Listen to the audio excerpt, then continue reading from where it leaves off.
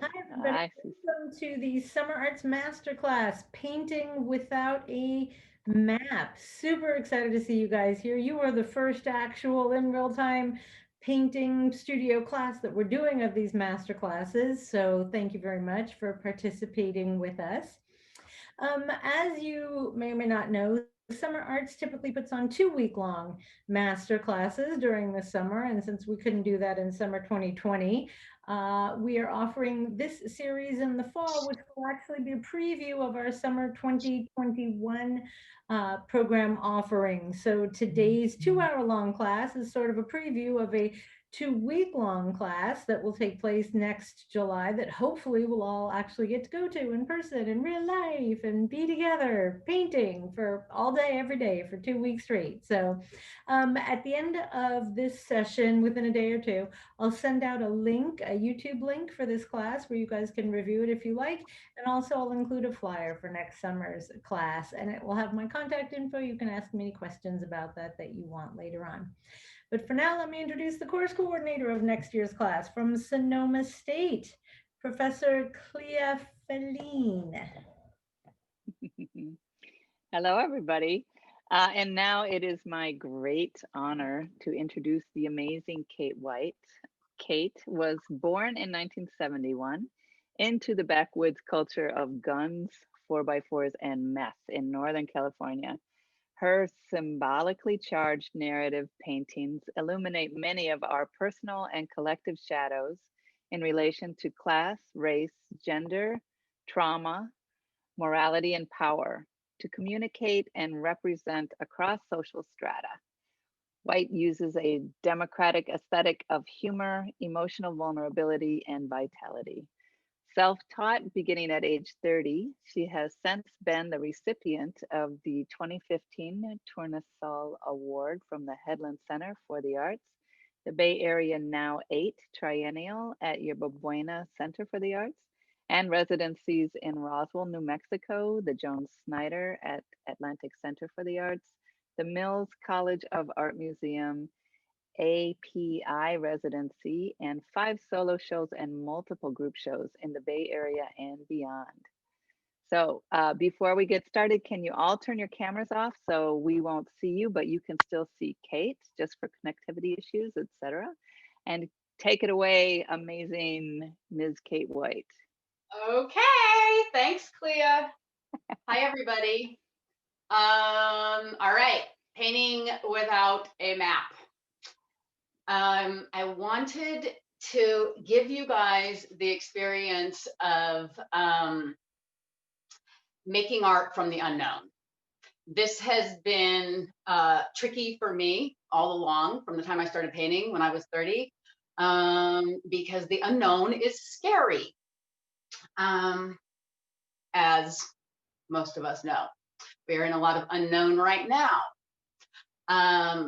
It's very easy to grab onto a plan, an idea, a concept already existing in your life, and especially in painting, for me anyway, and try to illustrate it, knowing, okay, this idea has validity. If I illustrate it, I'll make good art. And as you probably have experienced, this can get tedious, boring, and very uncreative. So first going to show, we'll do a quick little slideshow where I'm going to show you the some periods from my whole artistic development, just some brief little highlights going from the known, the safe, the familiar, and then into the unknown. And then I'm going to walk us through a few experiments in trying to use the unknown, get out of our minds, and use the unknown to make some marks on some papers. Painting, that is.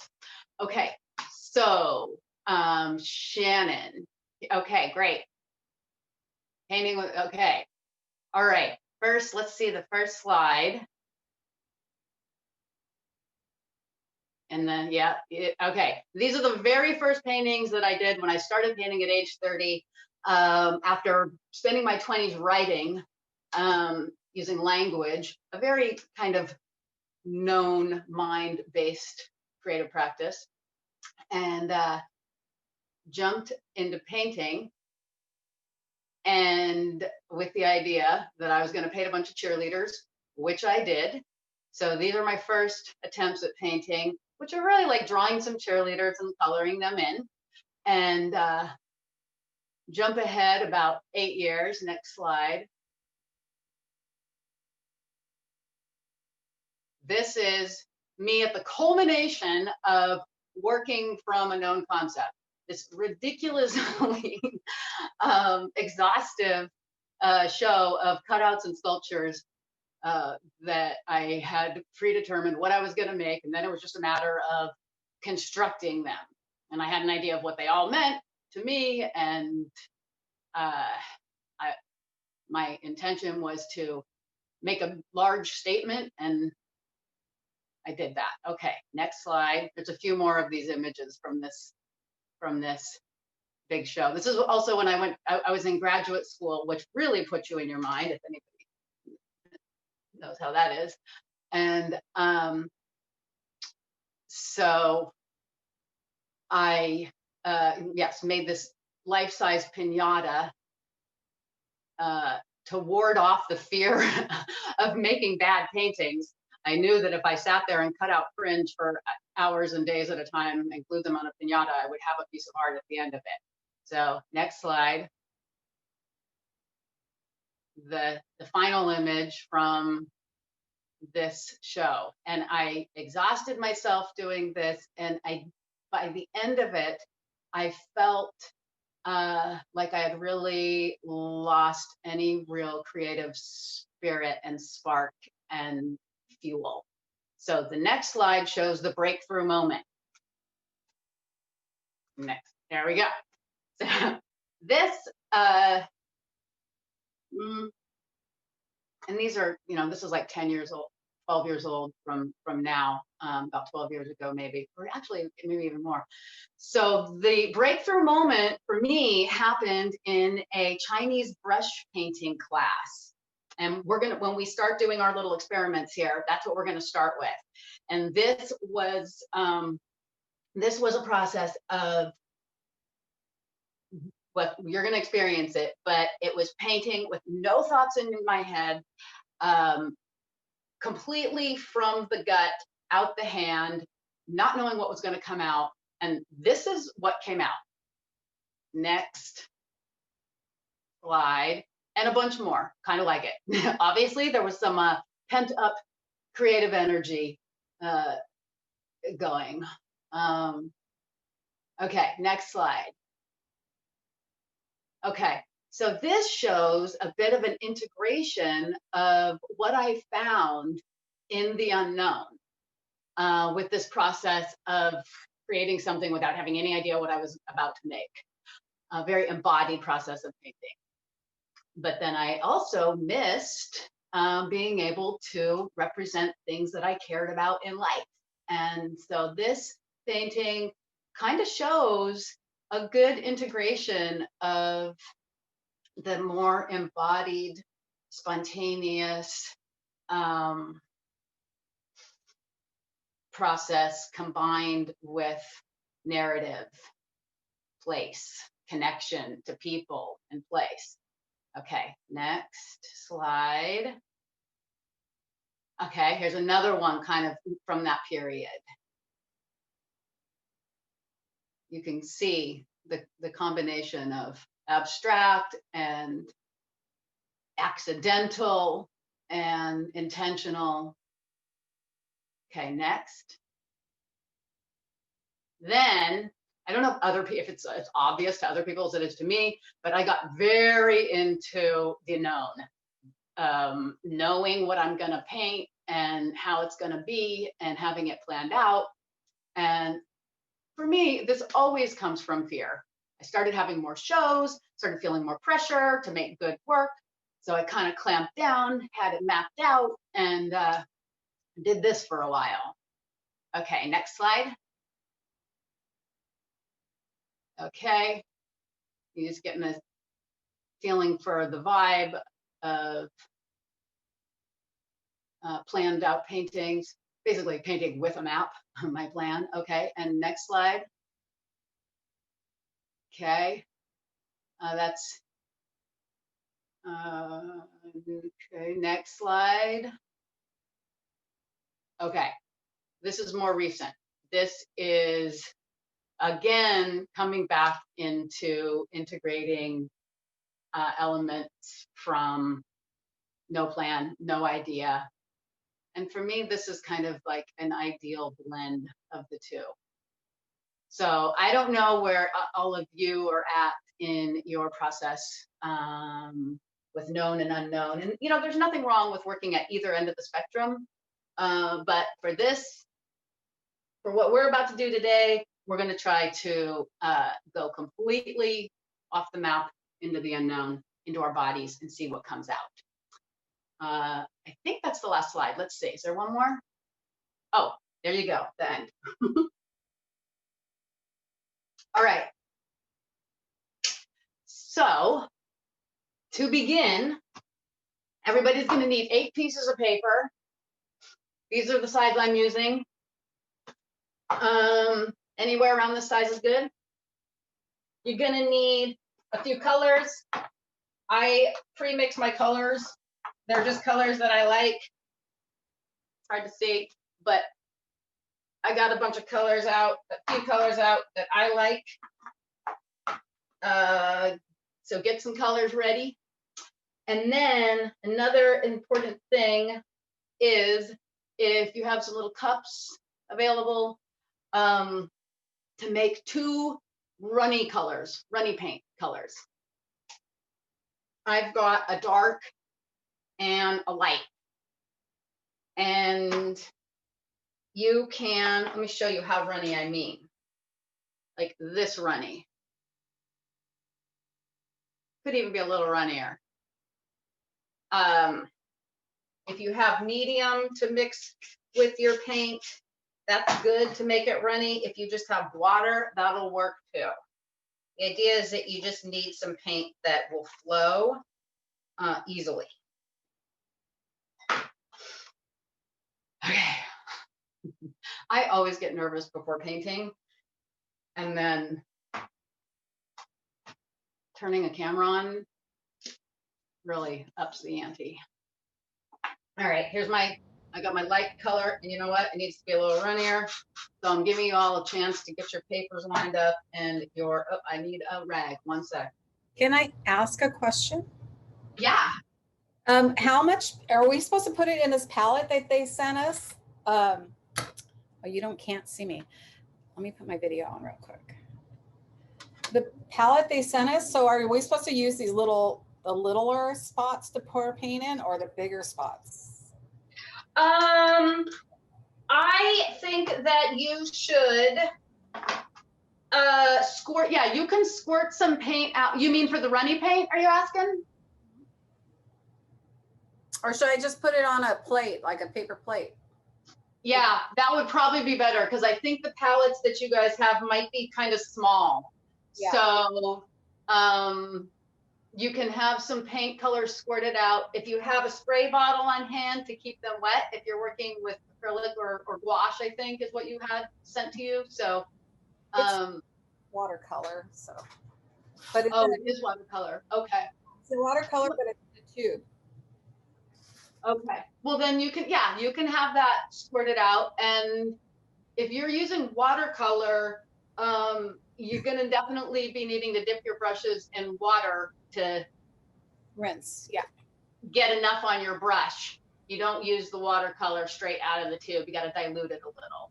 Okay. So it can get messy too. And this is more about like an experience, consciousness than technically getting everything totally right. I have a question. Yeah. Celeste. I have an easel that I have everything set up on. Do I want a flat surface or an easel? I have an easel.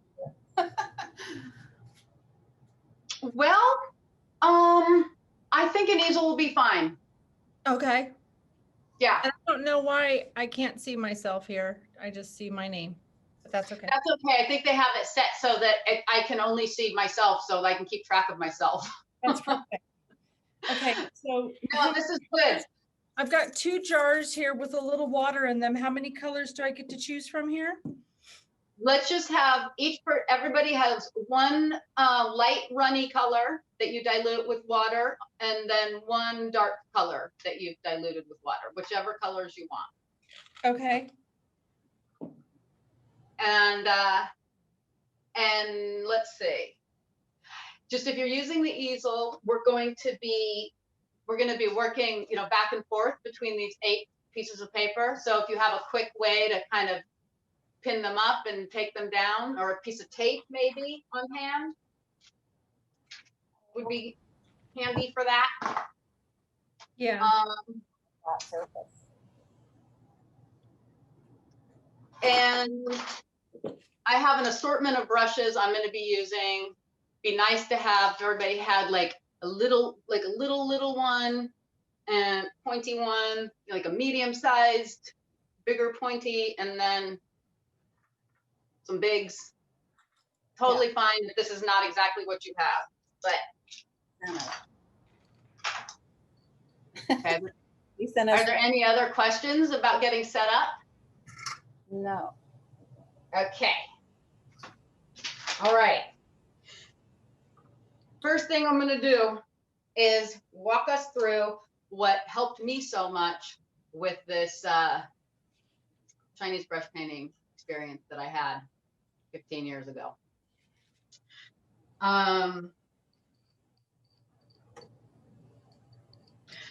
Okay, it'd be helpful if you're standing up, but it's okay if you're not, but if you can, stand up. And we're just gonna do a little like mind emptying practice, but you don't have your paintbrushes in your hand or anything. And we're gonna breathe together, imagining all of the thoughts crowding in your skull. We're breathing them down on the inhale into our lower belly and just dissolving them there. Okay, I'm breathing in now. Exhale, the thoughts just kind of run down your legs into the ground. Breathe in, pulling all the thoughts in your skull down into your belly. Exhaling all the way down into the ground. If any thoughts start popping up in your skull, just breathe them down into your belly. Dunk them in your belly. Empty them out through your legs to the ground.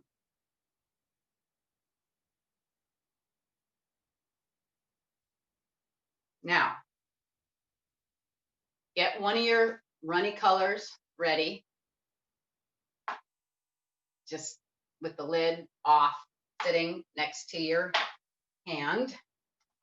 Get one of your brushes wet. I'm using kind of a small one. And what we're going to do, we're going to breathe all the thoughts that are incessantly appearing in our skulls. We're going to breathe them down into our belly a few times. I won't count it. You just do it at your own pace, a few times, 3 times or so. And when you feel and that your awareness is just lodged right there in that space behind your belly button, just waiting, you'll feel some kind of impulse come up from that space behind your belly button into your arm. You'll dip your hand in your brush and your paint, and you'll make a mark on your page with no idea what it's going to be. Your gut is going to drive your arm, and your eyes are going to watch, and you'll be surprised by what it is. Okay. So I'm going to do that right now. You can follow along. Get my brush wet, so it's all ready to go. Okay, I'm breathing my thoughts down into my belly, and I'm gonna get my awareness like just floating there in my belly until there's the impulse to make a mark. Okay, here I go. Go to.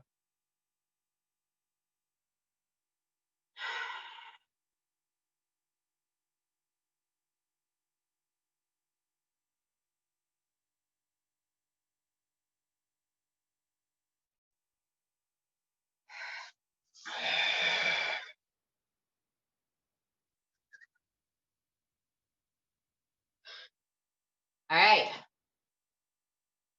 One thing I didn't, we have another chance because one thing I didn't tell you, this is my thing. I don't know what that is. We'll find out later. One thing I didn't tell you that is helpful. Breathe. When you breathe your thoughts down in your belly, you stay, keep your awareness down into your belly. And then when it's time to make the move, when you feel the impulse, inhale your brush into your paint, and then exhale out the form, the shape, the marks. Okay, you just breathe in to get the paint, and then do like, you know, like in yoga, to keep you out of your head, you do the loud breathing, like that's how you make your mark. Like, so you, no thoughts can come in about what is this? Is it good? This is boring. I don't think, you know, none, no thoughts. You're just erasing them with your exhale breath. Okay. Okay. I'm gonna do this just a couple more times. I'm still gonna use my dark paint. Okay.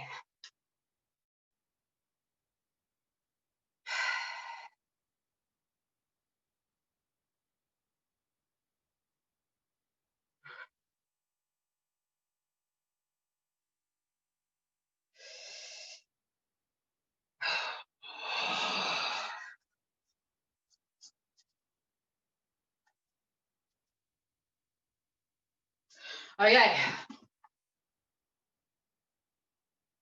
Sausage links. I don't know. Okay. Now, hopefully everybody is getting some taste of painting just with your gut and your breath and driving your arm and your eyes witnessing it. Now, I'm going to switch over to my light runny color.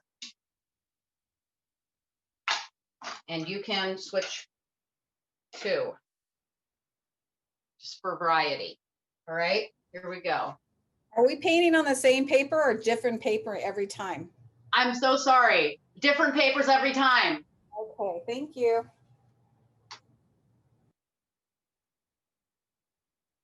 Should have told you that. I'll make a note for next time. Thank you. Okay.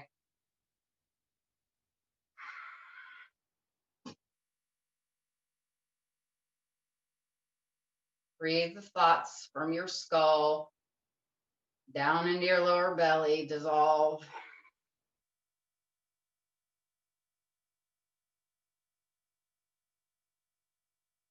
Breathe from your lower belly.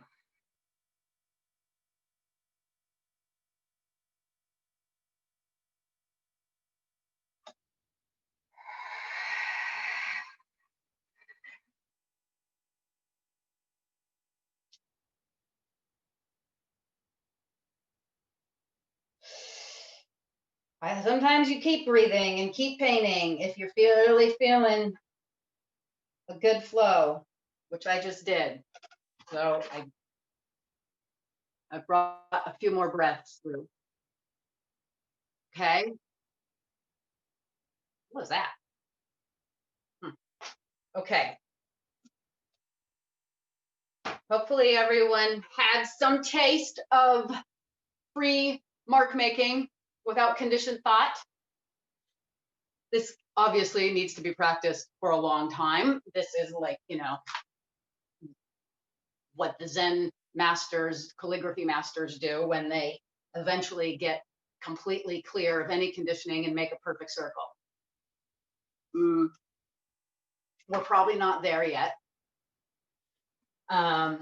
So we're going to actually work with whatever personal issues we still may have circulating around in our brains But we're going to apply this method of, let me call it dispassionate witness through painting to whatever personal things we still have left to deal with. But we're going to do this on purpose. We're not going to, so what we're going to have you do, get another piece of paper. Okay. So you should have 3 papers now with the spontaneous marks on them. Get a fresh piece of paper. And now I want you to think about the last thing that you can remember that got you really upset, mad, hurt, whatever. Search around, see if you can find the thing. Or it could be from the distant past, something you're still upset about. It doesn't have to be recent. Sometimes the things from the distant past stick around. Okay. All right, I've got my thing. What we're gonna do is feel in your body what the reactivity, what the sensations are that come up when you think about the thing that got you upset. I'm thinking about something right now. It's very anxious about, okay? Now, the way we witness these sensations, in order to sublimate them into art, instead of just being re-traumatized over and over and spinning out in our brains, what we're gonna do is forget about the cause of the reactivity and sensations and just feel the sensations pure, okay? I'm definitely feeling mine. And with the same kind of no thought movement, I want you to pick a color that kind of matches, represents the sensations that you're experiencing. And using your breath and your eyes and your empty space behind your belly button, make some marks that represent the sensation of the thing that got you upset. Okay, I'm going to do it right now too.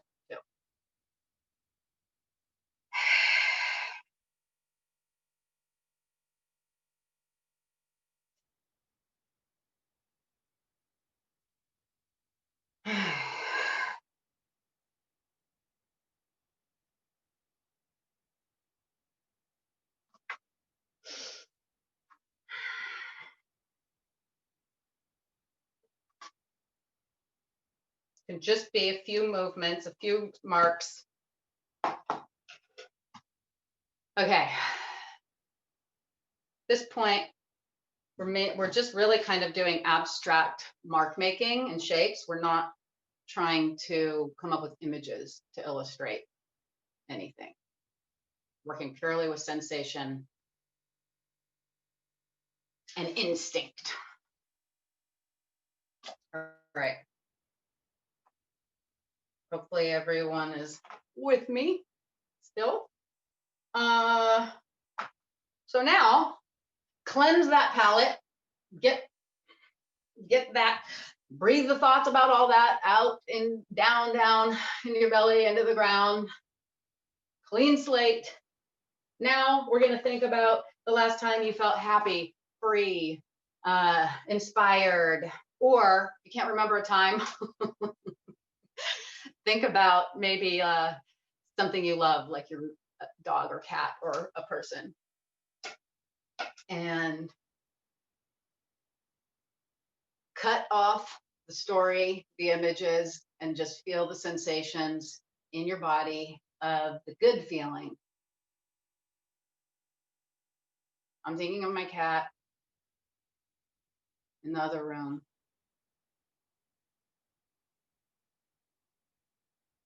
So once you get the sensations kind of going, like amped up, do the same thing. Look at your colors. Find the color that lines up with that sensation, and breathe some paint onto another paper, okay? Moving just from the sensations out your arm onto the paper. Eyes are watching, eyes are not planning, eyes are just seeing what appears, okay?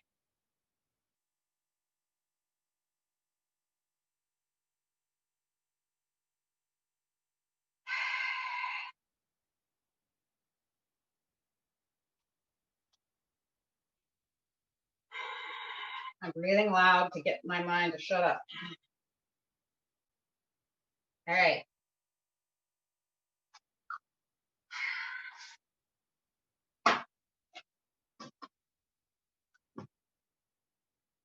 Maybe a little obvious that that's a happy feeling, whatever. No judgment. This is about the experience, not the product right now, okay? Okay. All right. Hopefully everybody's with me. Next little experiment is to practice paying very careful attention, but without the tension, if you follow me. A lot of the time in my own painting, the areas where I'm paying very close attention, like detailed work, it's because I'm tense and afraid I'm gonna make a bad painting. And so I clamp down and get overly controlled, tight. Now, there is another way to pay very close attention. So we often have this idea that like not being, like being free means being fast and loose. There's another way to pay careful attention that is not based in fear. It's based in care and love. This is like the kind of feeling when, to bring up cats again, you're really paying attention to your cat or a person too, and like petting slowly, attuned with care. So we're going to practice making careful, attentive marks, brush strokes, not coming from tightness and fear, but coming from attunement and care. First step is to get that feeling of care going in our bodies, okay? Again, this is a good use of our minds to think about something that makes you feel love and care. I would recommend using one of your runny paints again for this. And I'm going to use a thin brush. You don't use whatever kind of brush you want. You can use a bigger brush. Yeah, totally doesn't matter actually. Okay, so get your paint kind of at the ready. Actually, dip your brush in your paint right now. Load your brush up, okay? So it's at the ready. Now, think about, get that feeling in your heart. It's usually like here that you can, that feeling is of care. And you don't even have to think about the object of your care anymore, just the feeling in your chest. Now, have your paper in front of you so you don't have to look at it. Look at the ceiling, shut your eyes, and make a very slow, careful, loving mark on your paper. This is like, imagine like a blind person feeling the face of someone they care about, to be able to see them with their hands, okay? So I'm looking up, so I can't see.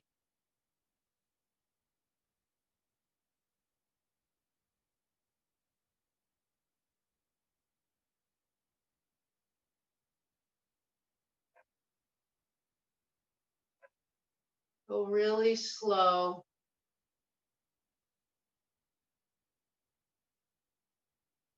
Let your emotion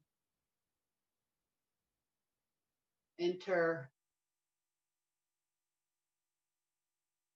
the arm, come out the hand. Okay.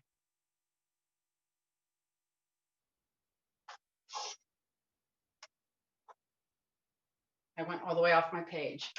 It's okay.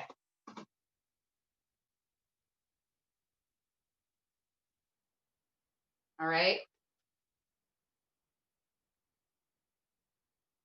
Now we're going to extend this practice by actually watching what we're doing.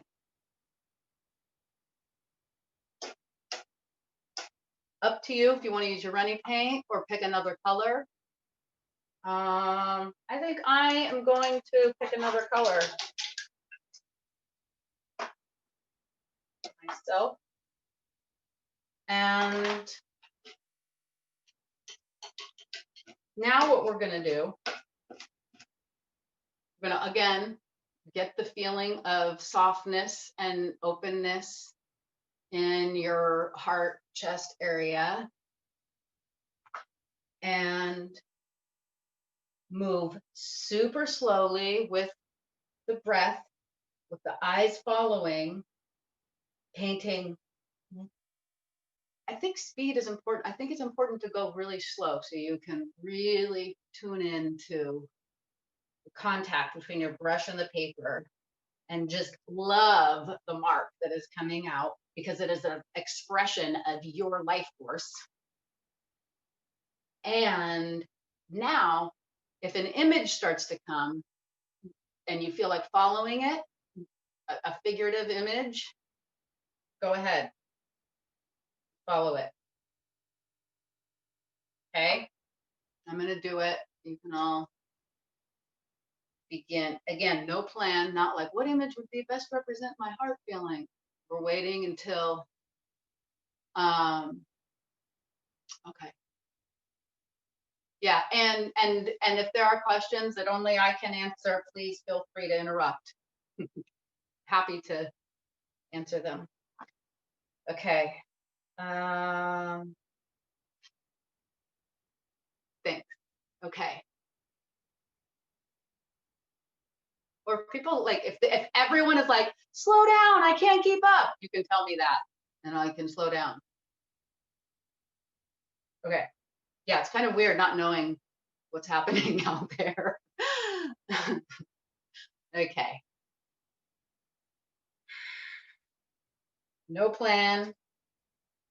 It's an expression of shapes from warm,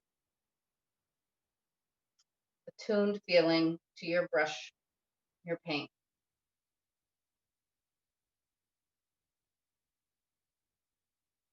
Breathing out and in to keep your brain offline.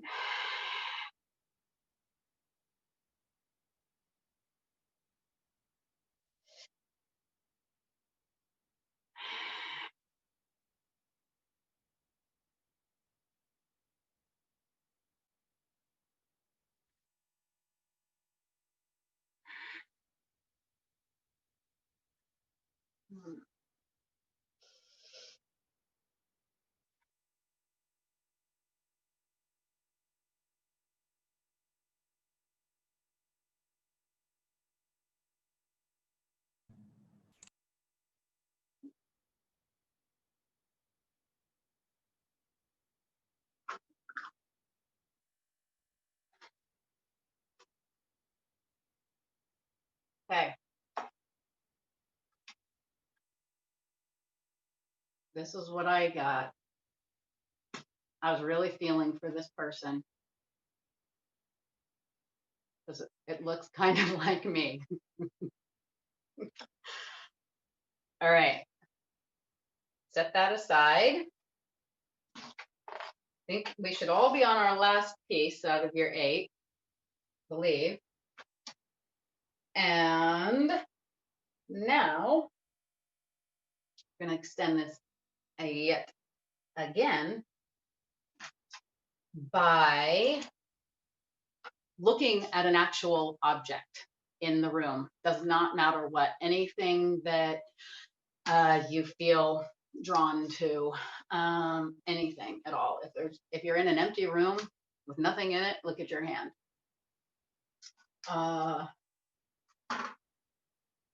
And I'm going to use runny paint because when I'm looking at objects to paint, I usually start with a contour drawing of them.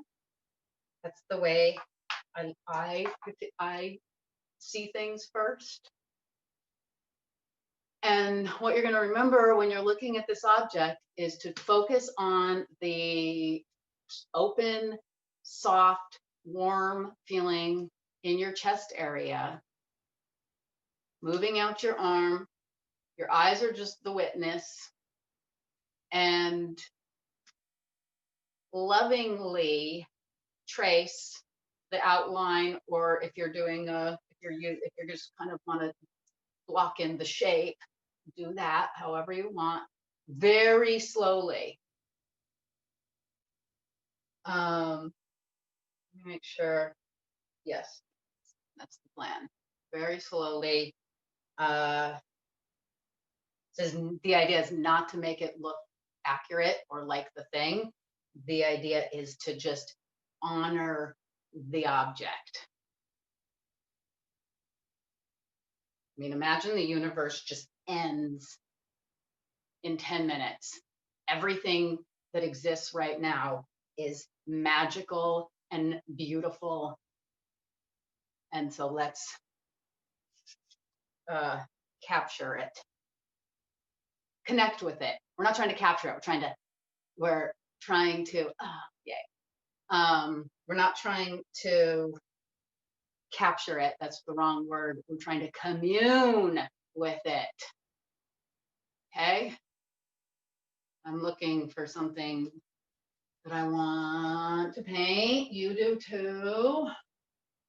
I basically am in an empty room. All right.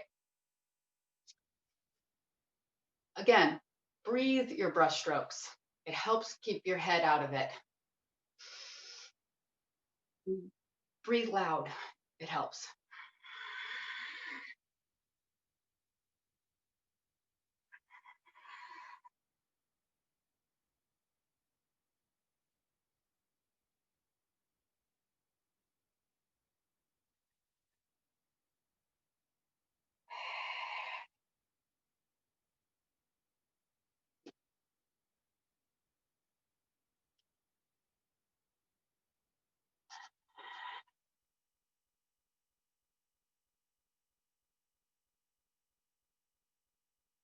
If your brush strokes, if your painting doesn't look like the thing, it totally doesn't matter.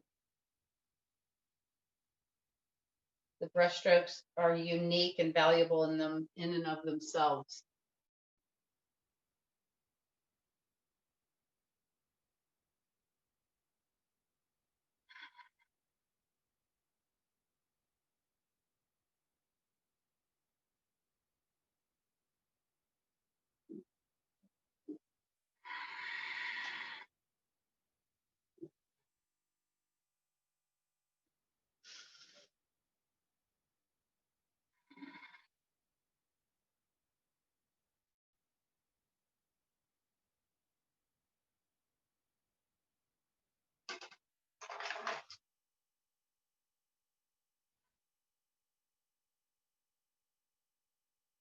You start getting judgy in your head, just turn your eyes on, look with no opinion what's in front of you. Just get really into those brush strokes.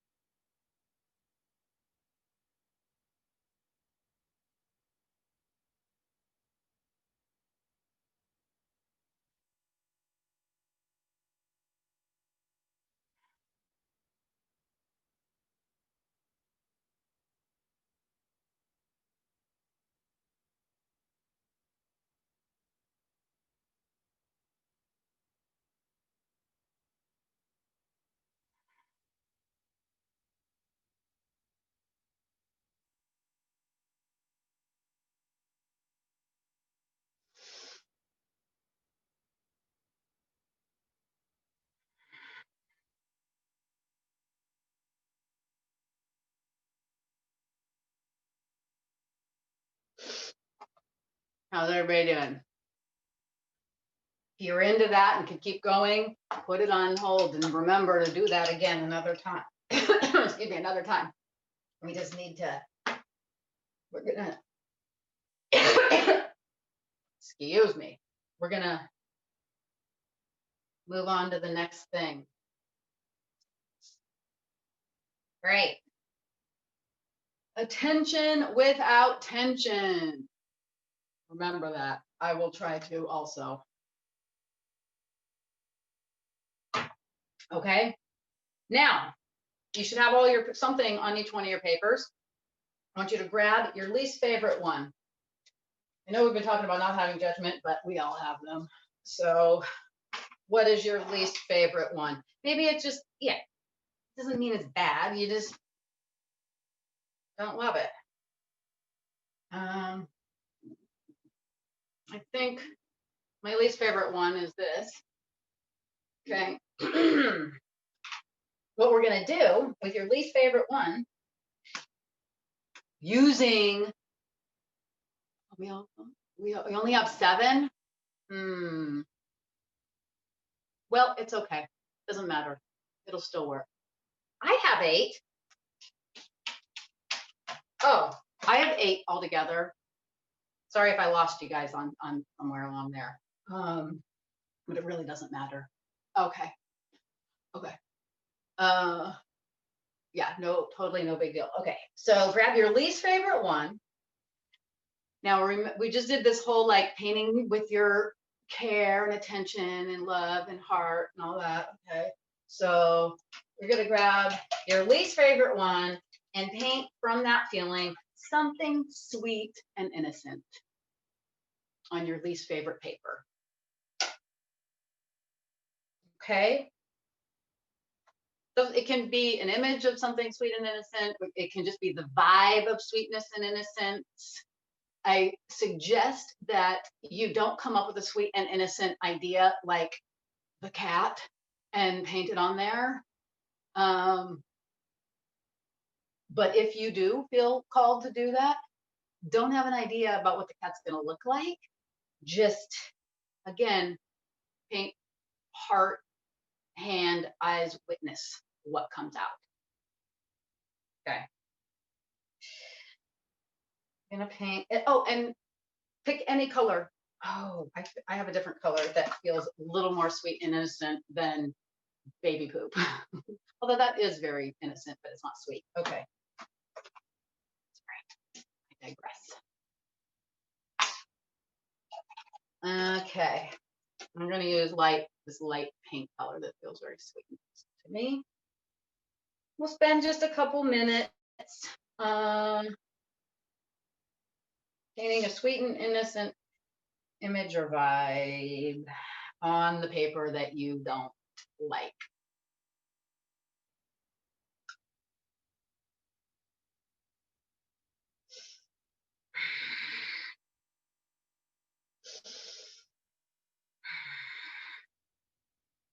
I have to breathe loud like this or I can't. My brain takes over, so sorry.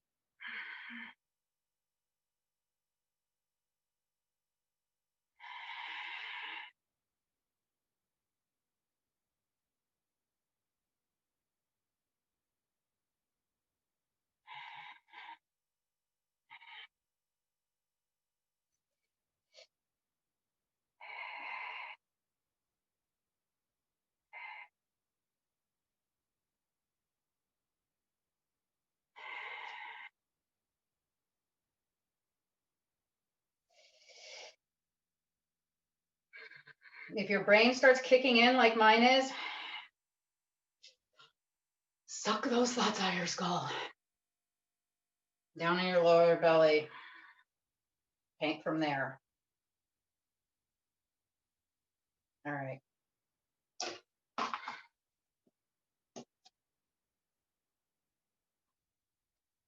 This is my sweet innocent thing.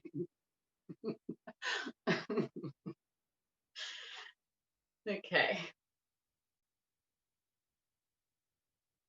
Yes, you can use more than one color. if it doesn't slow you down too much, because I am moving at a pretty quick clip. And we will be working back into all of these with other colors. So you'll have the opportunity to bring in other colors momentarily. Okay. All right. So now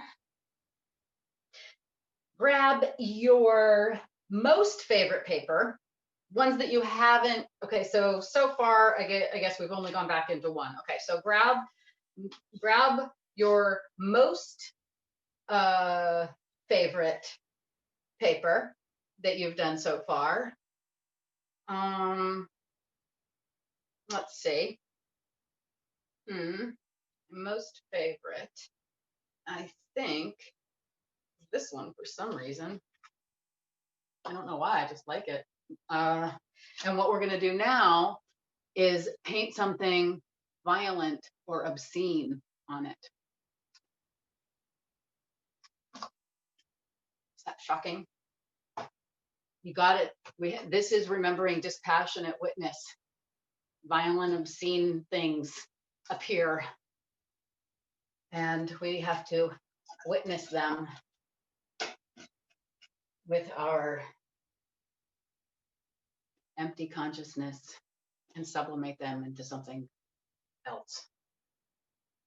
Sorry if that got a little too deep all of a sudden. Let me rein it in. Get your most favorite paper, paint something violent or obscene on it. Go.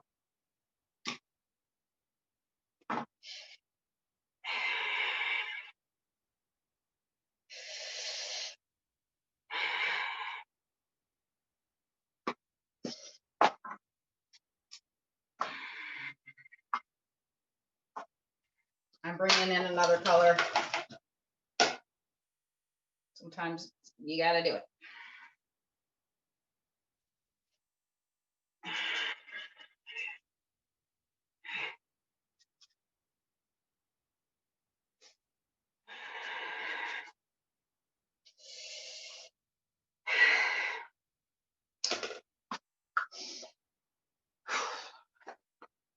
That kind of hurt. That one kind of hurt. I really liked what I had there.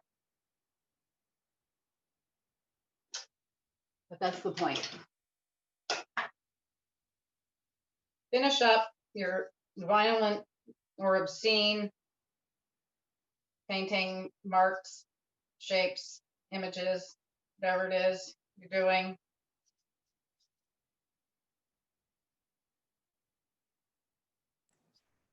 Don't overdo like I'm doing right now. Stop. I kind of overdid it. Well, you can. Here's one thing I'll remind you of. Nothing is ever wrecked. Ever wrecked. If you mess something up, that just means there's further development to be done. You can always paint over what you don't like. What you thought was going to be a good painting when it was finished, and then you wreck it, that was never going to be a good painting. That was an illusion, and you're just torturing yourself thinking that you messed it up. It's just not finished yet. Okay. All right. Okay, now we're going to do something else. Grab any paper that you have not done multiple things on. You should have two that you have already gone back into, the favorite and the least favorite. So now grab another one, and I'll tell you what we're going to do, and you can decide which one you want to grab based on that. But we're going to paint as badly and awkwardly as we possibly can on purpose. It helps to go slow because it's easy to be bad and awkward just kind of carelessly, but we're going to carefully be bad and awkward. It would help to be looking at something or that you're trying to paint, because that's when the pressure is really on for me anyway. To paint something well is when I'm trying to represent, you know, represent something that already exists. And so, but if you want to just paint something from your imagination badly and awkwardly, go for it. So pick another color. Decide what you're going to paint on. You can, you know, you can enhance something you've already begun badly and awkwardly. The point is to just do bad on purpose. I have to grab another color. No, I'm not. Never mind. I have my palette going. I don't want to confuse things. Okay. So whether you're looking at something, maybe I'll look at something. Maybe I'll try to paint this bad, you know. Go slow and just make it totally out of proportion, totally awful. If your brush strokes are like splitting, you know, when your brush, especially if you have a crappy brush and like the hairs are splitting and the line's not straight, good. As bad as possible. I'm gonna do it. I'm not gonna do it on this. Yeah, screw it. Okay. Go. Bad painting.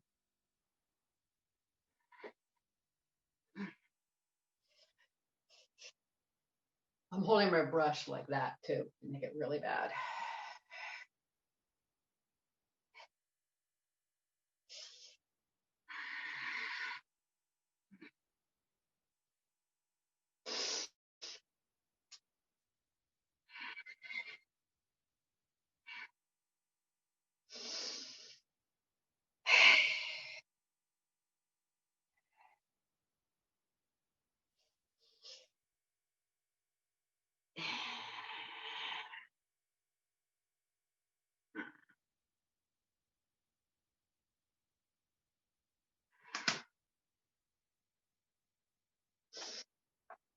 You feel inspired to add them some more color. Badly, do it. Even pick like the worst possible color combination you could use. How about that? What would be the worst color?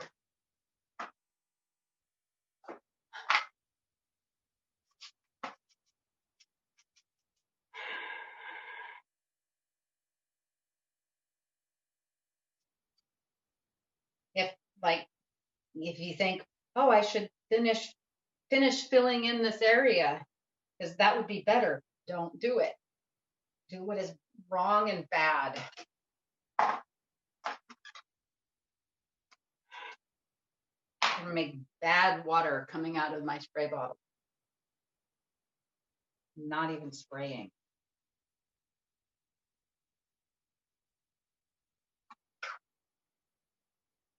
Oops.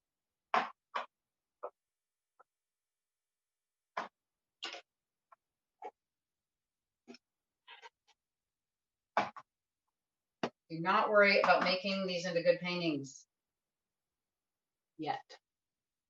All right, it's a really bad spray bottle.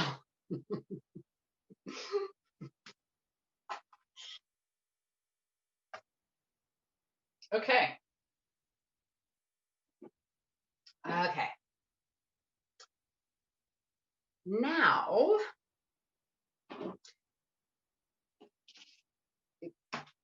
we are going to do, we're going to reignite our language centers in our brain, but we are going to be using them for creative force rather than judgment and control, which is how we usually use our minds.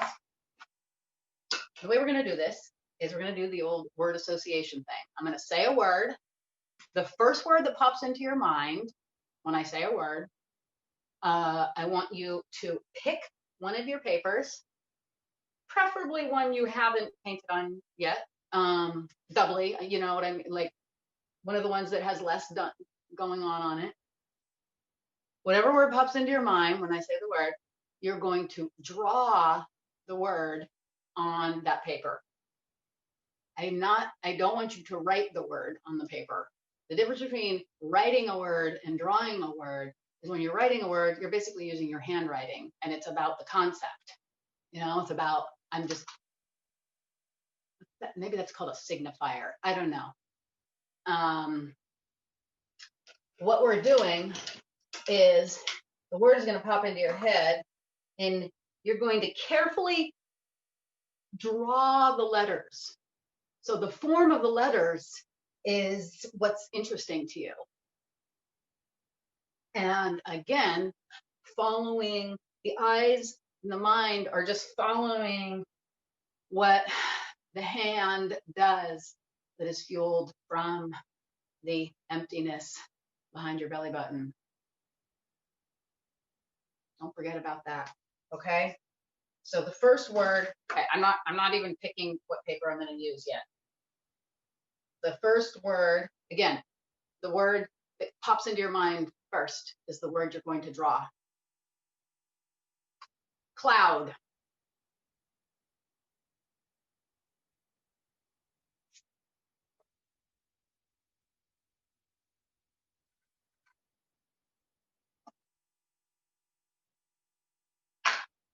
Whatever color you want.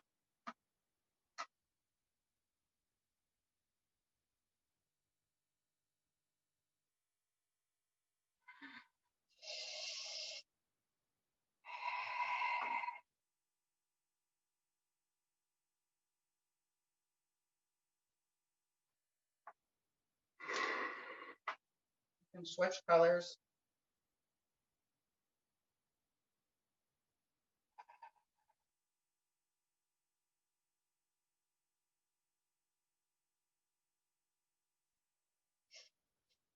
Doesn't even have to really be legible. Just enjoy the strokes and the colors and the paint.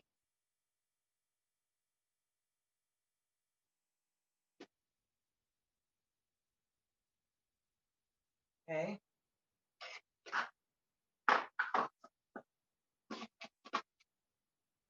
For me, cloud brought up poo.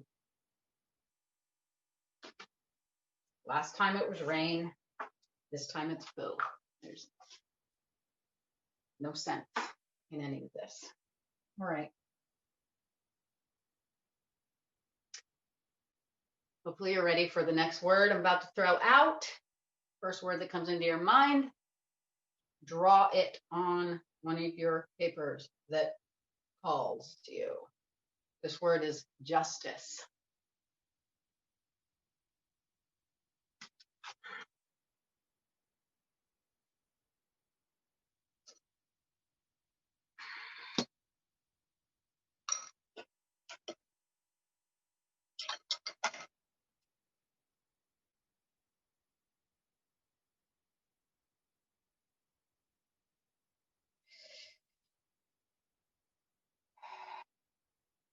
Again, enjoy creating the letters.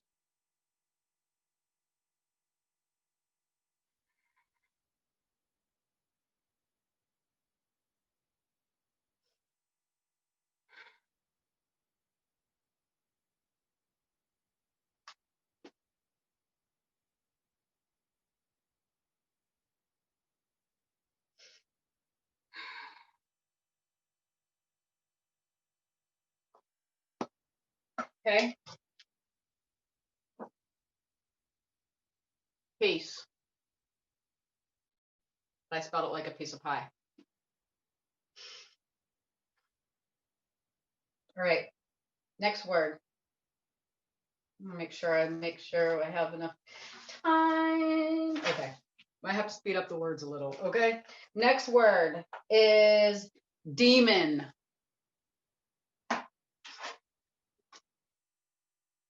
First word that comes into your mind, draw it.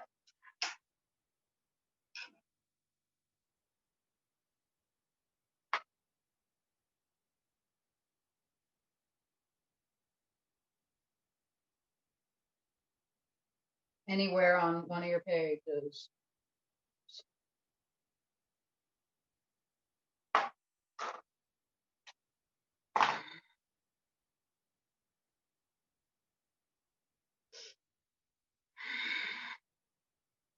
let's try speeding our pace.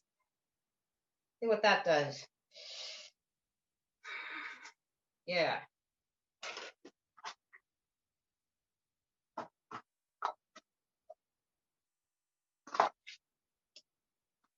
Mouth is mine. Yeah, we've been doing a lot of slow, attentive. Let's see what happens when you pay super close attention. It's not like you're checking out and being careless, but you try to go fast.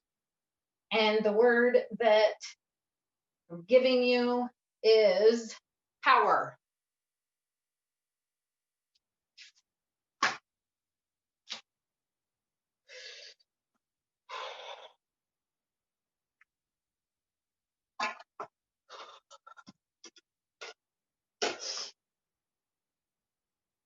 I'm going to use a big brush.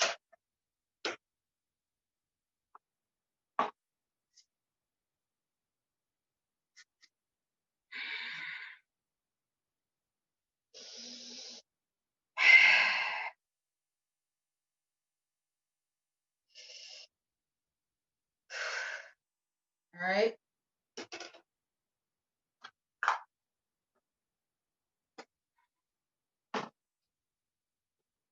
That was came into my mind was over.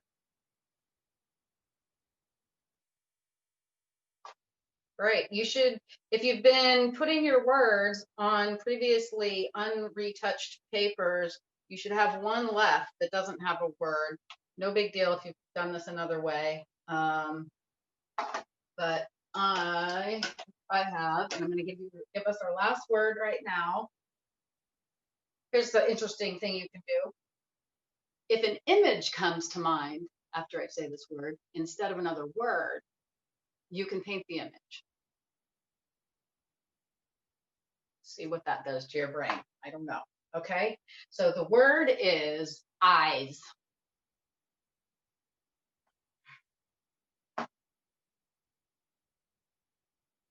Any color you want.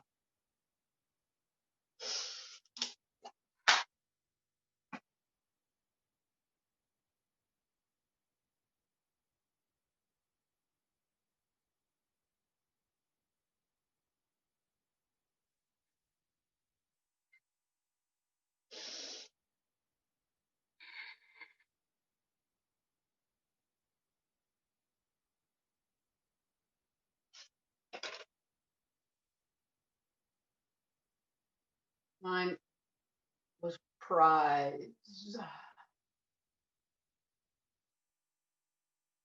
All right, now. All right, so now take a look at all of your, line up all of your papers in front of you so you can kind of see them all at once. If you're working on an easel, you maybe just want to put them on the ground so you can kind of just see the grid of what you got. Ah.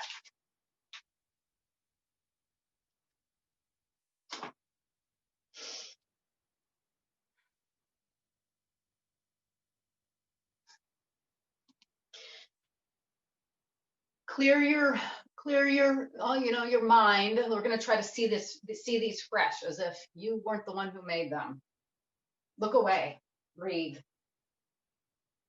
plunge the palette of your consciousness, and look back. See what kind of patterns, themes, shapes emerge. I've got a lot of, I don't know, got a good mix of kind of sharp geometric shapes and more organic rounded shapes. See if you've got more straight lines, more curves. You've got more slow marks, fast marks. And see stuff you like,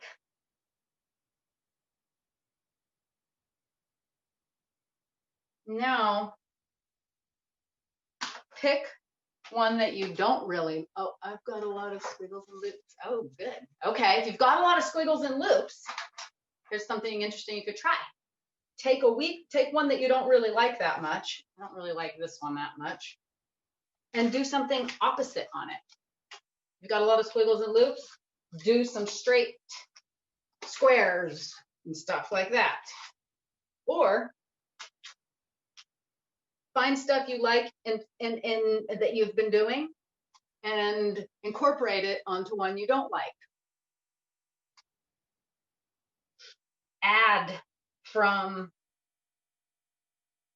the ones you do like to the ones you don't. Also thinking about trying to tie them all together. Like if you know, even you can just add a little mark of color on one that will help seat it within the rest. Make it feel like it belongs.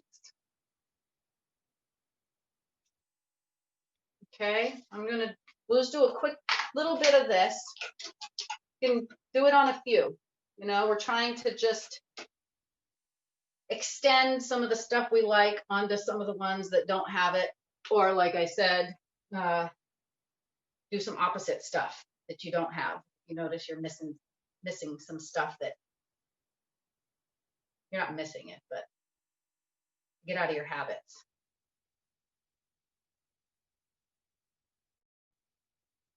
I'm really just going to add some color. Okay.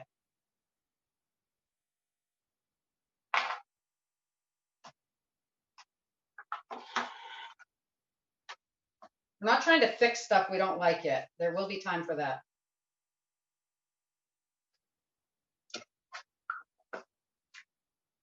Right?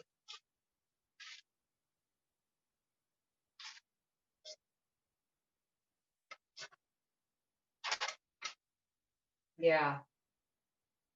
All right. Okay, line up all your dealies in a grid again.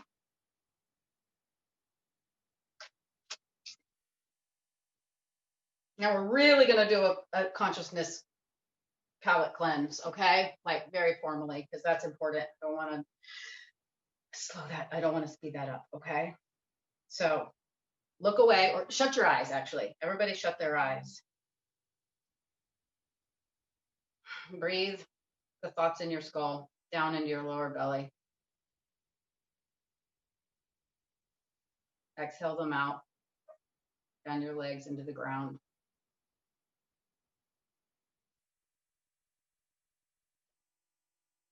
Just keep breathing into your lower belly.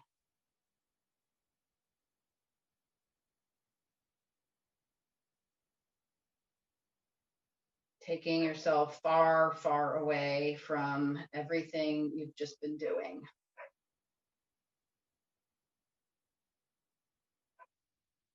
No past, no future. When I tell you to open your eyes, you're going to look at everything you've done, and without any evaluation, you're just going to stare at it and wait and see if an aesthetic impulse comes up from the space behind your belly button. You're not thinking, what can I make better? What can I fix? You're just waiting for an impulse. If none comes, don't do anything. The question isn't how to make it better. The question is, what do I want to see? What impulsive move arises and surprises you, okay? Your eyes should still be shut. Okay, open. Let your eyes receive.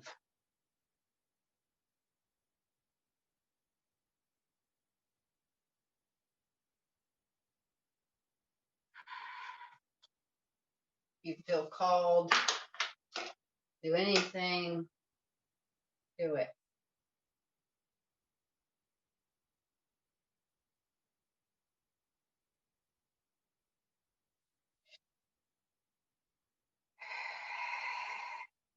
On any of them.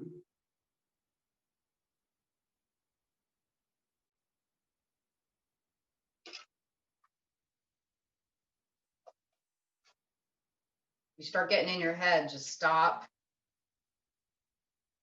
stare, and wait for them to talk to you.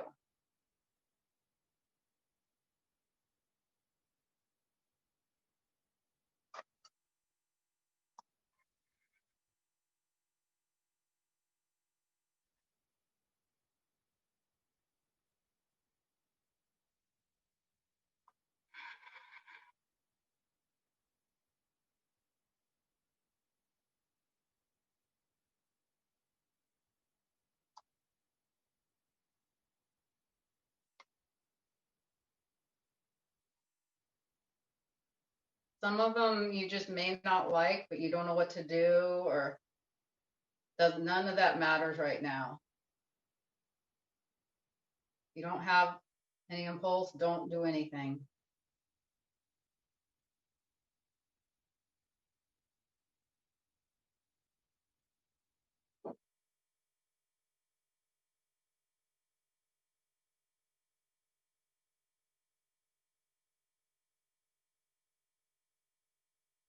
Like I'm looking at this one that I really want to do something to it. I just don't know what, so I can't touch it because there's no impulse.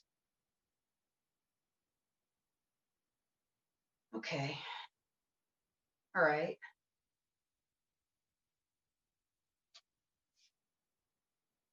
Let people get some more water. People just wait for an impulse.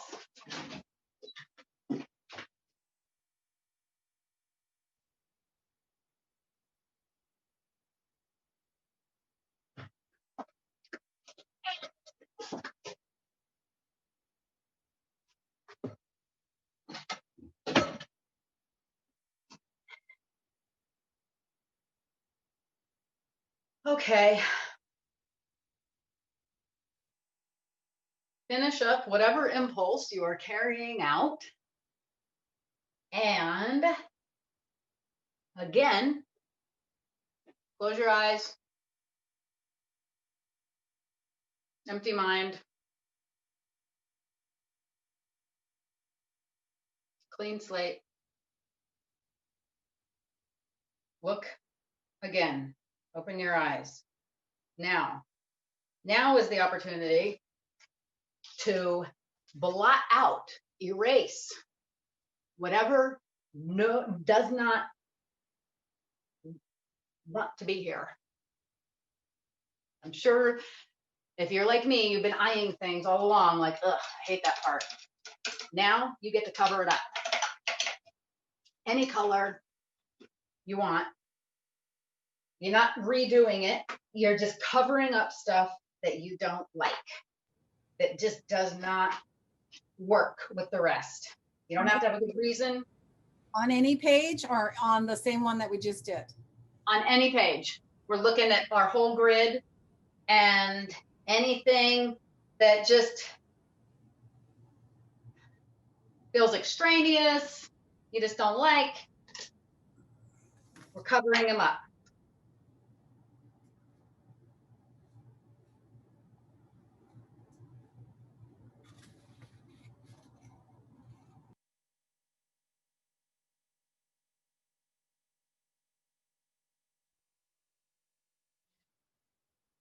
I don't know if you'll be able to see what I'm doing in case you're looking. Here we go.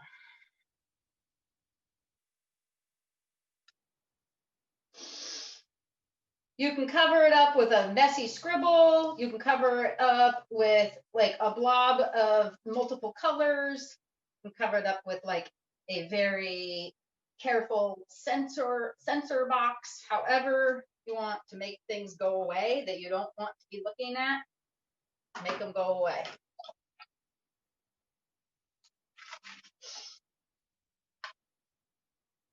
Okay. I need to get rid of even more.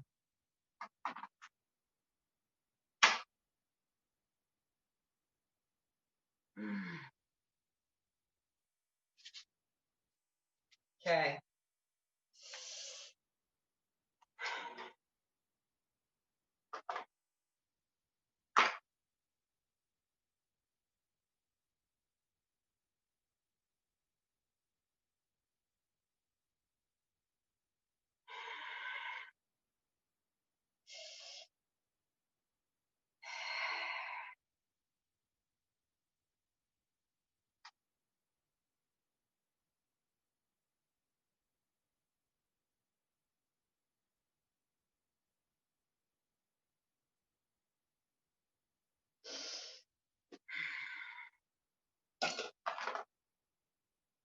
After you cover up stuff on some papers, you may look around and see, so you may feel the impulse to cover up other stuff.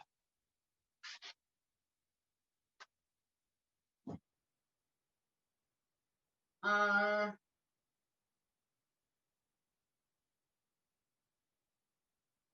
hmm.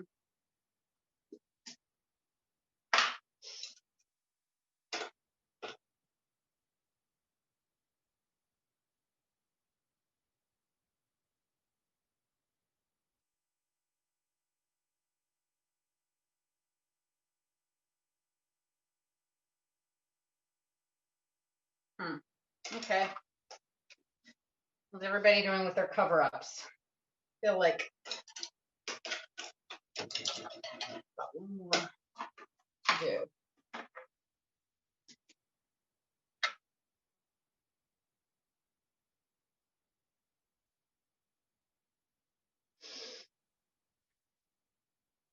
Here's something.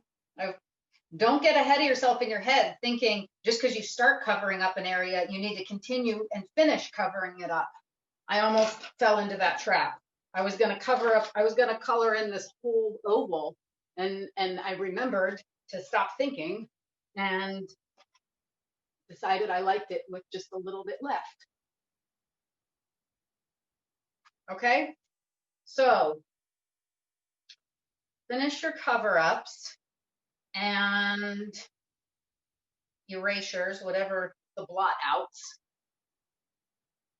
And now what we're going to do is look at some of your cover-ups and see if there is something that you want to do to go over the cover-up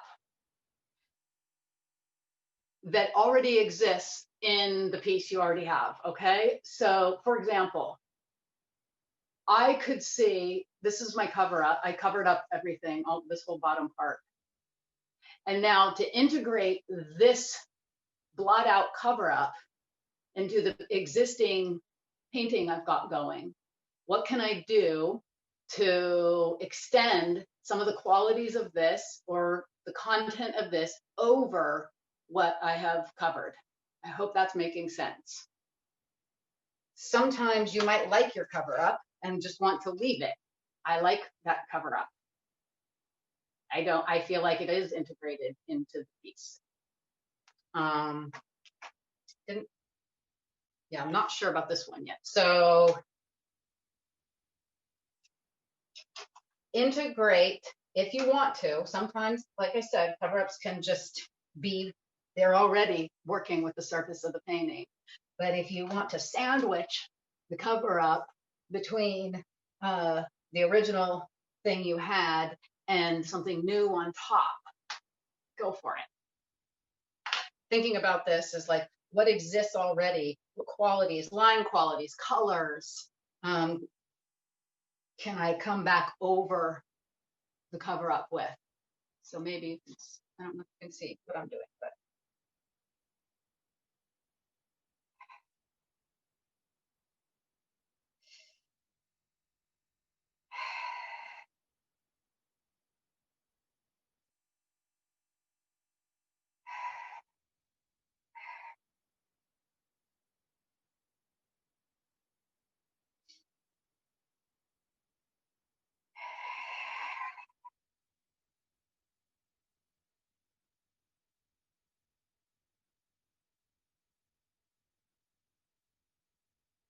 There may be, you may have lots of other ideas of things you want to continue doing. You should definitely come back to these and keep working on them. If you have ideas, I'm really just trying to guide you through an approach, not necessarily finish everything. Okay.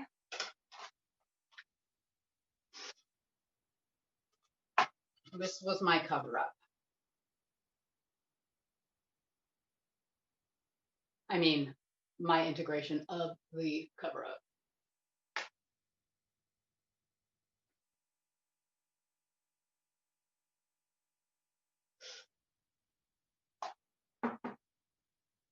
Just a couple more minutes to finish integrating your blot outs, or if you're getting impulses to add to anything, to weak ones, or ones you still feel incomplete with,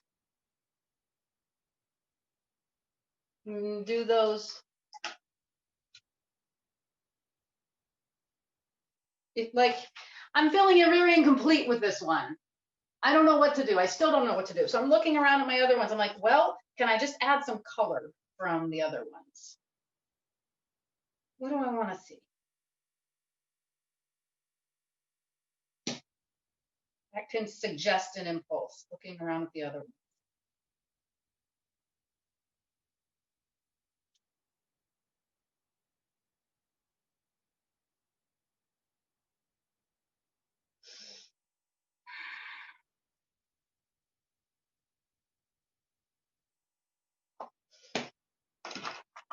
And this process of, I kind of like broke it down super slow, of waiting for an impulse, making a mark, covering up, waiting for an impulse. I mean, this gets speeded up and then you're painting.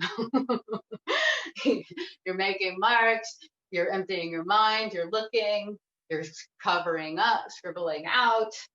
Something else arises to go over the blot out, cover up. Before you know it, you're in a flow. If you're lucky. You don't let your mind come in and ruin everything. Okay. I don't know. This is where we ended up. I don't love it, but there's more to do if I decide to continue. Okay, so now put all your papers in a grid, look at what you've done, take it in, again, as if this wasn't you that did it. You don't remember how this all appeared. Receive it without judgment and wait until you feel called to continue with it.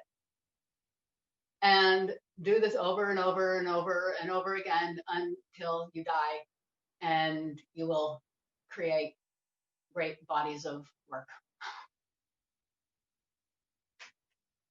or at least a lot of them, that are sourced in the known and the unknown, and have some opportunity to help you develop your consciousness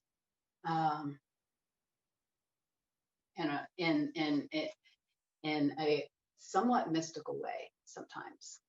I hope you've had some of that experience doing this. Now I'm super curious to hear how this was for everybody, and to see what you did. So if people want to hold up what they did, tell us what it was like, what was frustrating. Let's share with each other how that was, because it's very weird not having any idea what anyone else is doing. And questions, any kind of questions, I'm open to also. So I guess you guys will just raise your, I don't know how you guys want to. I can probably share if that's okay. Yeah. Well, this is the last one that I was working on based on the object in front. Oh man, I can't see. Oh, here we go. Great. Can you see now?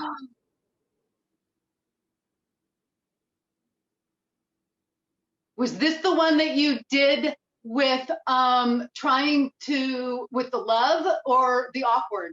No, the one with the object in front of me. Yeah, Yeah, so this was the object. It's a great. small cup of coffee. How was that for you doing that?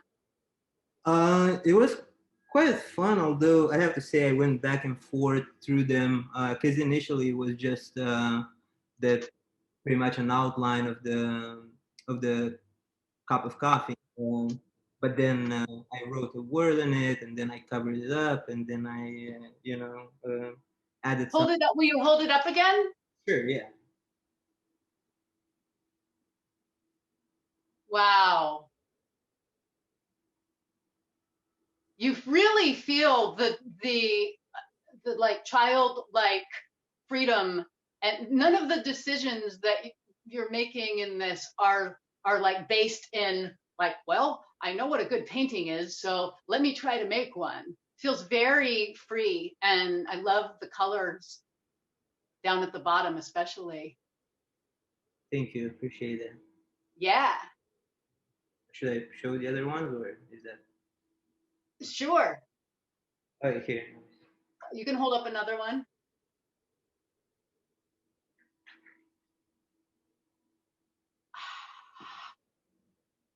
Yes, This one was, I think, from the happy one.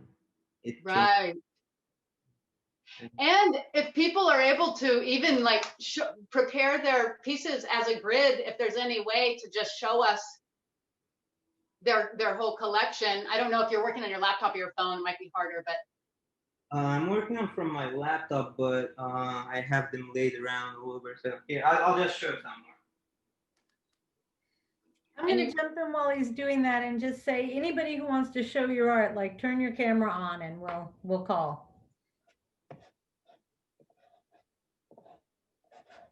Ah, something happened. Sorry.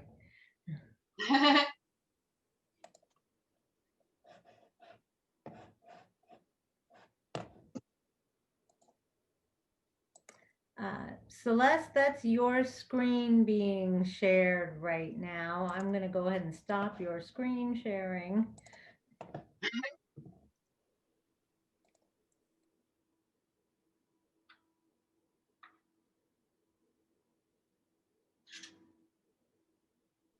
I can't see anything, so I'm just gonna watch. Oh, am I supposed to keep going, or I'm not sure who else is I showing? can see you now. Yes. Okay. Well, Uh, I think this one came from the demon, or I think you said devil or something at some point, right? Yeah. I can see that you definitely drew that word instead of wrote it. Thanks. This one is the only one which I haven't retouched, I think. No, actually, I lie. I did the two black lines first, and then at some point I added the other ones. I'm really not sure. Let's see. And I recommend hanging these up and doing, and like in a place where maybe you don't normally paint. This is what I do. I'll just hang stuff up like in my bedroom so that I can see it from my bed when I'm not thinking about painting. And then later I'll have an idea of like, oh, I know what I want to do to that when I'm not even thinking about painting. Oh, that's interesting. Yeah, let's see. This one was odd. Don't remember which one this started from, but got myself spitting on the paper. It was quite fun. I think. Spitting? Spitting. Pooh, spit on the paper. I'm sorry. Great. Yeah. That's great. So is that 14, meaning we have 14 more people raising one, wanting to share? Is that what that 14 number is? What? Sorry. Okay. I don't know. I just want to be sure to have enough time for everyone. So I don't know how many people are lined up wanting to share. So maybe Joanne or someone can kind of gauge that for me? Yeah, if you guys, anyone who wants to share too, like raise your hand either, if you know how to do that, like on on the on the actual Zoom thing. But yeah, for the people we see, you can call on Marie and then Maria because they're here now. So yeah. So Marie, do you want to show? Thank you to the last guy for sharing your work. Sure. Thank you for having us here, and I'm glad to be here with you. Thank you. Oh, good. Thanks. Okay, so this is, oh, where'd it go? This is something that makes me happy. Is watching my grandson ride his motorcycle. Wow. So that is my picture of that. That is so sweet. I love it. This was the object. It's a rooster, and then you said something about you said the word eyes, or so I drew eyeballs or eyes, and this was my rooster. Great. How was it? So did you have a different experience of drawing the rooster than you normally have of trying to draw things? I think I tried harder to make it good. I'm not real abstract, so I was trying to be abstract. This is abstract. This was Wow. a dirt road. I love it. I put a daisy on it. I love it. And then you said cloud. I wrote the word cloud, and I drew a rainbow. Yeah. Yeah. Right. It's too simple. It's not abstract enough for me, like compared to what you were doing. So anyways, but it was fun. It was Well, here's the thing. Different people have different languages. So there's absolutely nothing wrong with it being more symbolic and figurative. So yeah. it's yeah, as long as you're in the flow and feeling it, you're doing it right. Well, thank you. Thank you. Let's do Monica. Okay, so this is the one, I forget how it started, but basically when you said the word cloud, I thought of smoke for some reason. And so I started drawing smoke, but then I kind of put all these like images over it. So basically made an image from words, and yeah. That is so idiosyncratic. Like that is not something that comes from a normal logical thinking brain, you know? It makes it so interesting. Yeah, I actually just started with a circle here, and then I put the words and then made pictures from the words, and then so it's kind of like a bakery scene or something. I don't know. That's what I felt too. And then I don't know if you meant, I mean, but it's all the scale, it's all weird. So it's like the piece of bread is huge, and then there's a chef's hat on top of a weird blue head. So this is like a bakery scene that has been abstracted into something much more than a bakery scene. It's very surrealist, I think. Yeah, it's great. Yeah, I love it. that was just my favorite one. Yeah, good one. Thank you. Yeah. Thank you. We'll do Misty and then Helena. Hi. Hi. So this is what I did. It was for the favorite one, which you had us draw something obscene on it. So I drew that, and then I ended up doing the it was the response to the word power, which my first response, because of everything going on, was abuse. So it was all this weird kind of combination of things going on to this one paper, and it was so weird to me that I just like erased all of it. So why was it weird to you that you erased all of it? What do you mean? I think it was just like, I don't know, the psychology that came out of like all these combined images was just like, my brain was just like, no, I don't want to think about that. So I love that though. There's something like, the psychology of going through this process is what is actually like the primary importance for me. Mhm.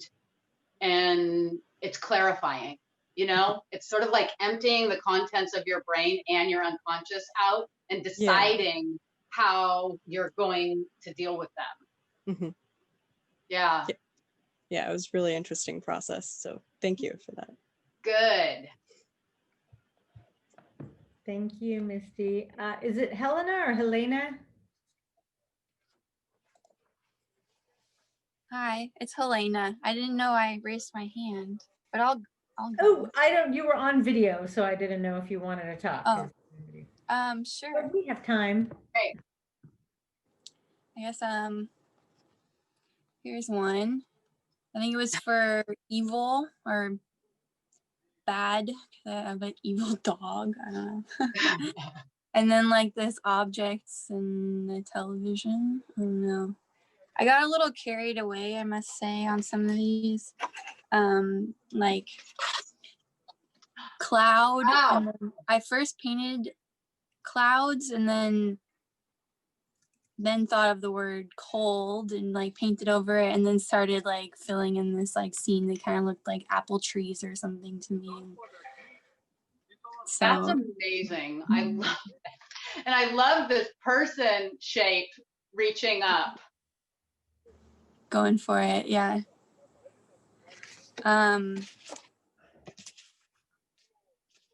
For justice, I did Ruth because Ruth Bader Ginsburg. I have some cowboy boots. That was the object. And like the sweet lines that you said to like care about a lot. So I did these little sweet lines in the background. Another one that got really carried away. Great. Yeah, I couldn't stop myself. So Wow. So do you feel like, I love the getting carried away. That's getting in the flow and feeling inspired. So do you feel like you would want to continue that on other ones that aren't all the way carried away? definitely. I like the idea of like erasing by like covering up and then going back in because it just like keeps piling up and you don't know what you're gonna get. And like just Yeah. covering parts of some things and then yeah, like your body with the head and then it became a body. I think it's fun. Very like surreal in a way because you just like let it keep going. And it takes the pressure off to get it right. Totally. Great. Thank you. Yeah. Christopher. Hello. I wanted to show this one. This one was interesting. One of the words that we responded to was for like trying to draw something awkwardly. And so I ended up with my brush, like kind of like twisting it as I was painting. So instead of like using it like a normal brush, I just twisted it. And then that was kind of like these orange lines that ended up getting covered. Right. But it was really nice to like cover up some parts and just kind of like feel the paint also. That was really nice. Oh, good. I'm so glad you felt the paint. Mhm. Good. And then this one, I don't remember what the prompts were, but to me it looks like a chicken or like some kind of bird. But it completely came out of just like mark making, like just random marks, and so I love that. To me, it looks like a deer, like up close in a landscape. I mhm. love it. Yeah. Great.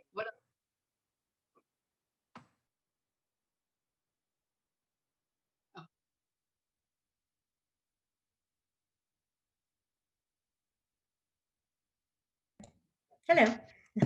Anybody else? We have about 10 more minutes. If anybody else wanted to share, just turn on your camera. Or if you're having a problem doing that, just type out a message to me and we'll get you set. Here's a question I have too. If people aren't volunteering, what was difficult about it? About that? What, like, where did people run into frustrations, or did anybody have troubles? Kate, this is Celeste. I don't know how to turn my camera on, so.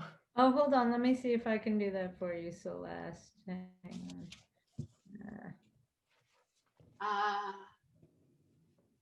I think. Do I hit later or start my video? Start your video. Oh, There you we are. Oh my gosh, there we are. So here, I noticed that I did a lot of like light swirlies, Oh yeah. light, true, like wispies and you know, I'm not afraid to tell everybody, I have a TBI, traumatic brain injury, with PTSD. And I followed pretty close to what you were saying. I think the horrible, the feeling angry one, I got the red and the thick lines, and then I did a person, I think, on top of this one, and covered him up in black. I'm going through some stuff right now. And that, and one thing I noticed too is that this was very interesting when you had me. I'm an art teacher here at a wellness center at Manzanita and Ukiah, where we work with persons with mental illnesses, from ADHD to PTSD to brain aneurysms and so forth. And so what I really noticed when I put all my work down on the floor is, when I was a child, we did this crayon thing. We did a tree with a crayon thing, and we did some kind of lines through it. But I noticed that I still have that same wispiness, that wispy kind of thing. And when you said the word devil or something like that, Satan or something, Demon, yeah. And I thought immediately angel, of course. I had a near-death experience in my accident, and the colors were angelic and just angel and stuff like that. So it was a very psychological kind of work for me. And it gave me a lot of ideas on how to work with my peers, to just let loose, let it go, get the feelings. And I think it was very beneficial for the work that I do and how I teach. And I teach a lot alike, like, what are you feeling right now? What color are you feeling? And, what's taking over today? What's happening today? And so on and so forth. So it was very, very helpful. And I think I will use the back of these tomorrow, just use the back of this paper and do the same thing. Just keep working with that. And it really gave me, what's it called? Not power, but a feeling of, a sense of, hey, I can take my easel anywhere and I could just look at a flower and just do this, not think too much about it, not get stuck in it. Just do it. That is great. That is empowerment. That's empowering. Yeah, very empowering today. Yeah. I'm so glad. And I love that you had the memory of working as a kid and making that connection back to that pure state. That pure state. And that pure state was sad, because I grew up in a sad childhood where father and mother were screaming. And that tree, when I look at that tree when I was in kindergarten or first grade, I see that inside my emotions, the dark. And bringing it into form with the heart open and the witness is actually what heals that. So way to go. Thank you. I feel very therapeutic. Thank you, Celeste. Thank you. Melanie. I'm loving, I'm barely Melanie, catching. you're muted. Oh, okay. I'm There you sorry. go. Hello, everybody. I wanted to share. I just wanted, before I shared, I wanted to tell. I agree with the lady before. Surprisingly, it was very therapeutic. It was very emotionally connected. I'm surprised by that element to be added to art. I really did not have anything in mind, but the way that Miss Cate was able to invoke emotions inside of me, it was very amazing. So I really love this masterclass, and this is what I came up with. I don't know if you see that. Yeah. This was I put hot for the demon. Hot came to mind. I have a yellow coffee mug in front of me, and I had the smoke coming, and the word that you used also was eyes. So I made little bitty dashes, but those are actually my eyes. Wow. That I made, and I know it looks like a tree, like a plant. It came out really looking like a plant, but those are a bunch of little eyes. So it was really, really touching, and I really want you to continue doing this because now I'm going to look deeper into painting, and this is really great. It was really great. It was really great. Wow, Melly, I'm so happy to hear that. Thank you for telling me that. Thank you. And I love your piece, and I love that you put 2 T's in hot. That just shows you were drawing the word hot. Do know how to spell, Miss Cate, but I had to put that extra T in there. I love it. I love it. Thank you.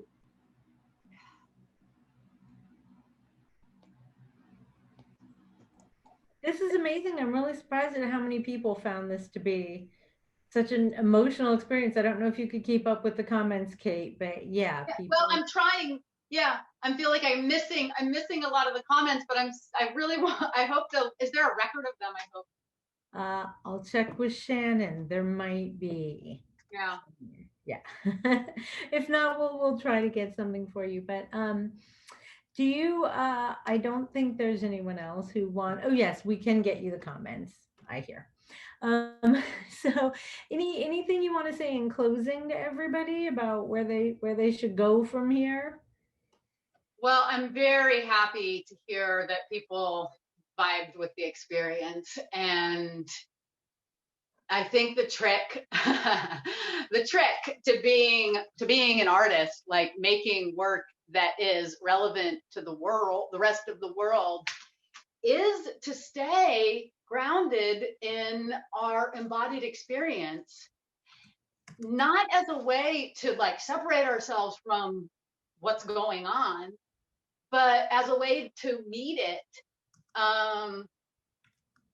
in a way that is a higher level of consciousness, and us being more resourced and empowered. The woman that mentioned feeling empowered. So you can take this process and make a painting about other things, besides our own psyches. But when you work with this process, you're threading your own psyche and your own idiosyncratic experience that is infinitely valuable into the collective issues we're all dealing with. So that's kind of like my little like philosophical understanding of how working in this way creatively for painters or any visual artist can actually have, relevance in the larger world.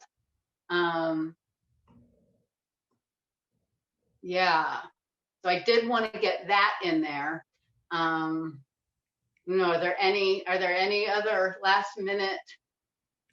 I had a question in the chat that said, when will the next class take place? And the next summer arts class with Cate will take place next July. fingers crossed, hoping so much on the campus of Fresno State for 2 weeks long. But this is our last master class. Do you have anything else going on online, Kate, that you want to share with everybody, or is this it for your online stuff till we're all together in person next summer? Well, actually, my website's catewhite.com. I'm in the process of redoing it. So right now it's kind of old, but what I do have coming up is doing a YouTube channel of kind of, it's how do you paint with Cate White, but I'm working on my own paintings. So, oh good, I'm glad, Brittany. I'm working on my own paintings, but there'll still be a lot of the kind of philosophical, like emotional, psychological stuff I'll be commenting on as I'm working on my own paintings.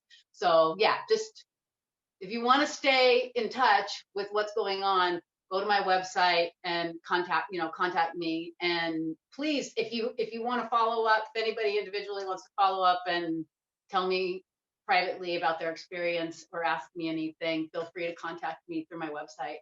And yeah, stay tuned for my How Do You Paint YouTube channel. Oh, that's so exciting. That's awesome. Yeah. Leah, did you want to say anything else? I just wanted to say thanks, Kate. You're fantastic. Woohoo! Thanks. It was super fun. Yeah, it was great. Thank you. Work along with you guys. It was wonderful. Good. Thank you all so much. I can't thank you enough, Kate, Clea, everybody who was a participant on this call. Thank you so much for being here. We're all going to follow you on YouTube. And if you guys all want to turn on your cameras, if you can do that and wave goodbye and offer your thanks to Kate. I'm sure she'd love to see your faces. I'd love to see your faces. Thank you, Kate. Thank you. Thank you. Thank you. Thank you. Thank you. Thank Thank you. you very much. Thank you. Thank you, Kate. I don't know how to turn my video on again. Oh, well, I'm old. I grew up in the rotary phone era. Me too. Oh, there we go. Okay, bye. Bye. Thank you. Everybody, Thank you so namaste. Take much. care. I hope we see you again this summer.